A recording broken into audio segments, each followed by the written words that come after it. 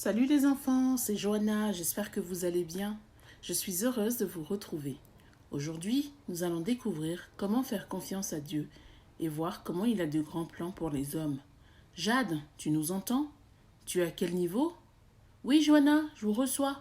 Je survole en ce moment un magnifique champ de tournesol. Que c'est beau! Dis-moi, Johanna, comment les graines deviennent des plantes? C'est simple. La graine, quand elle est dans la terre, elle se retrouve seule, dans l'obscurité, abandonnée. Elle doit mourir pour que la vie revienne. Grâce au soleil et à la pluie, elle va traverser différentes étapes et donner du fruit qui serviront aux autres. Un peu comme Jésus, quand il s'est senti seul, trahi, abandonné de tous, avant de mourir. Il l'a ressuscité, il a vaincu la mort et a porté du fruit, car il peut transmettre sa paix à tous ceux qui le souhaitent. Dieu a de grands plans pour tout. Il a créé toutes choses pour que cela serve. Maintenant, je vous laisse découvrir la vie d'Esther et comment Dieu avait un grand plan pour son peuple. Esther était reine de Perse. Elle avait un secret que même son mari, le roi Assuérus, ne connaissait pas.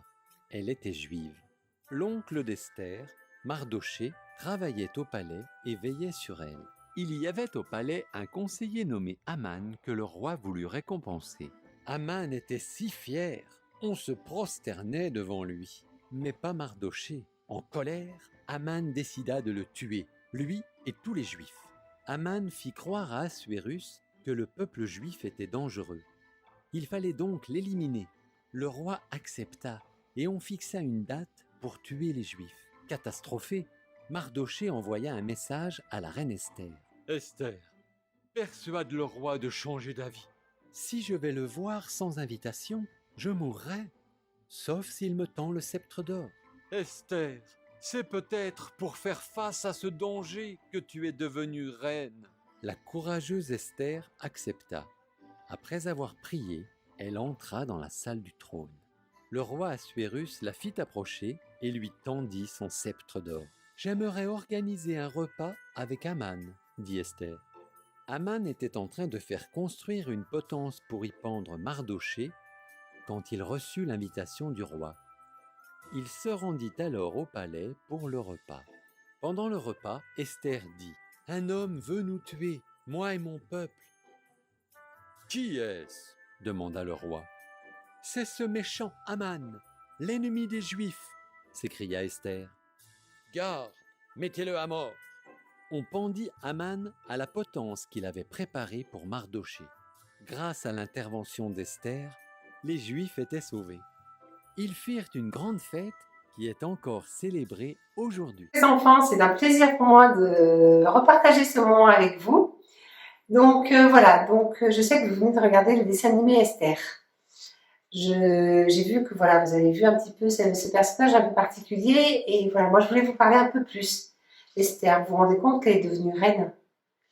Et à votre avis, pourquoi elle est devenue reine? À mon avis, c'est parce que le Seigneur avait un plan pour elle. Et ce plan-là, c'était pour sauver les Juifs. Elle est devenue reine. Et quand les Juifs, son peuple, le peuple de Dieu, s'est retrouvé en danger, elle a pu intervenir auprès du roi.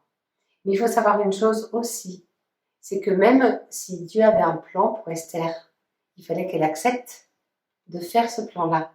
Et c'était pas simple pour elle, parce que pour sauver son peuple, elle a dû affronter le roi. Et il y avait des lois dans ce pays qui auraient pu être compliquées pour elle. Mais vous savez ce qu'elle a fait? Elle a prié. Elle a prié. Elle a demandé à tous les Juifs de prier avec elle. Pendant 3 jours et 3 nuits, elle a prié Dieu et Dieu l'a accompagnée. Et par le Seigneur, Esther a pu aller voir son roi et le peuple juif a été sauvé. Et ça, c'était le plan de Dieu pour la vie d'Esther. Moi, ce que je vais vous dire ce matin, c'est que Dieu n'a pas un plan que pour Esther ou pour Moïse ou pour d'autres personnages de la Bible. Le Seigneur nous dit qu'il a des plans pour nous aussi, pour les enfants, pour chacun de nous. Il a un plan. À nous de vouloir accepter de suivre ce plan.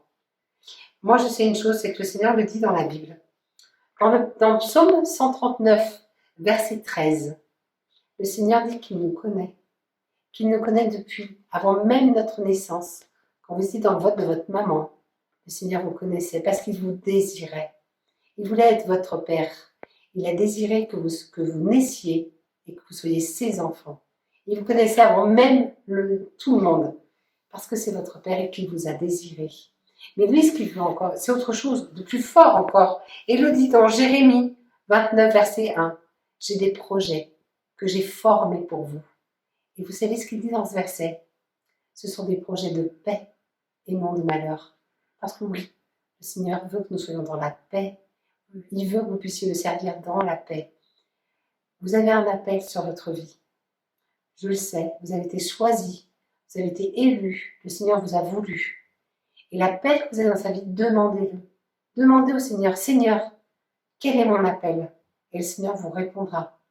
Et après, à vous de voir si vous voulez répondre à cet appel. Mais sachez, n'oubliez pas les enfants, c'est un projet de paix. Esther a sauvé son peuple. Et du fait qu'elle ait sauvé son peuple, elle a été admirée et aimée par tout le pays. Sachez que quel que soit ce que nous demande le Seigneur, c'est toujours la paix de Dieu qui remporte tout. N'hésitez pas à lui demander, il vous a voulu, il veut se servir de vous. Donc n'hésitez pas, parce que chacun a un appel de Dieu. Tous les enfants de Dieu ont un appel. Je vous embrasse très très fort et je vous dis à bientôt. Bisous.